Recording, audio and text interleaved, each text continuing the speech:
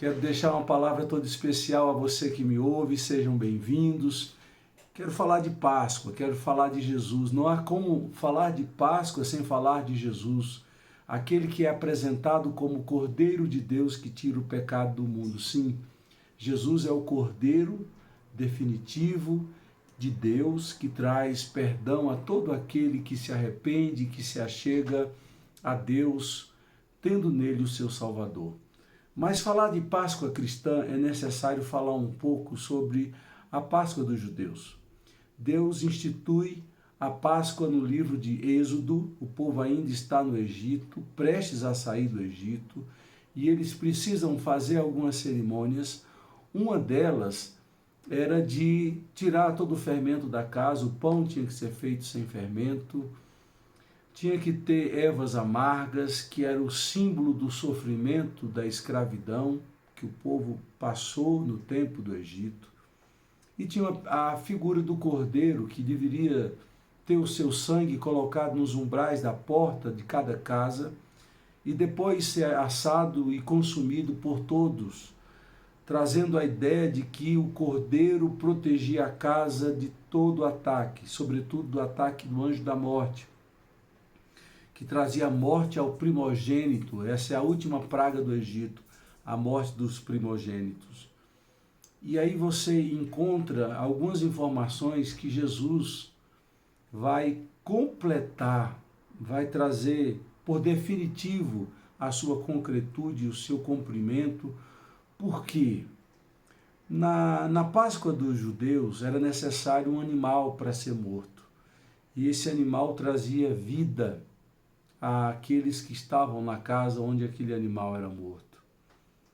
O apóstolo Paulo estava aqui lendo na primeira carta aos Coríntios, capítulo 5, versículo 7, versículo 8, ele vai argumentar a importância de limpar a nossa alma, o nosso coração, de todo o fermento, de orgulho, de pecado, para assim podermos participar desse momento tão importante que é a Páscoa. E ele diz no versículo 7, livrem-se do fermento velho, para que sejam massa nova e sem fermento, como realmente são, pois Cristo, nosso Cordeiro Pascal, foi crucificado. Se ano a ano os judeus participam de Páscoa matando cordeiro, nós não precisamos mais fazer. Nós sabemos que há mais de 2000 anos, Jesus, o Cordeiro Pascal, morreu a nossa morte, morreu em nosso lugar, morreu por nós e assim nos deu a vida que vence a morte, a vida que vence a escravidão e o pecado. Jesus, portanto, cumpre aquilo que João Batista havia dito. Eis o Cordeiro de Deus que tira o pecado do mundo, João capítulo 1, versículo 29. E também eu me lembro de Abraão, quando quis sacrificar o seu filho, quando Deus pediu o seu próprio filho, Isaque, ele estava prontos e prestes a tirar a vida do seu próprio filho como sacrifício a Deus.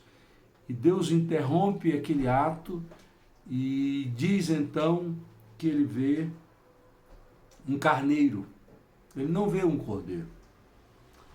A pergunta de Isaque, ela é respondida mais de 1000 anos depois, quando ele, sendo conduzido para o altar, disse, Pai, eis aqui o fogo, eis o cutelo, mas onde está o cordeiro? E João Batista respondeu essa pergunta quando disse, eis o Cordeiro de Deus que tira o pecado do mundo. Quando nós celebramos a Páscoa, nós estamos celebrando a vitória do Cordeiro, que é registrado no livro de Apocalipse. Apocalipse fala demais do Cordeiro, da vitória do Cordeiro. E a vitória do Cordeiro é minha, é a sua vitória. A vitória do Cordeiro é porque Jesus venceu a morte. A vitória do Cordeiro é que o anjo da morte não pode mais te tocar porque você tem a marca da promessa, a marca da aliança, que é o sangue de Jesus. O sangue de Jesus nos lava, nos purifica de todo pecado, de toda imperfeição. Isso é Páscoa. A Páscoa é trabalhar o nosso coração para sermos mais justos, mais honestos, mais éticos, mais bondosos, mais generosos, mais santos. mais vivos na presença de Deus. Isso é a Páscoa. Então, quando você hoje celebrar a Páscoa, não pense que trocando ovo de Páscoa você está celebrando a Páscoa. Chocolate não faz parte, coelho não faz parte. Quem é o dono da festa é o Cordeiro de Deus que tira o pecado do mundo. Deus abençoe, que a sua Páscoa seja uma Páscoa de celebração da vida sobre a morte. Encha-se o seu coração da alegria da Páscoa. Deus abençoe.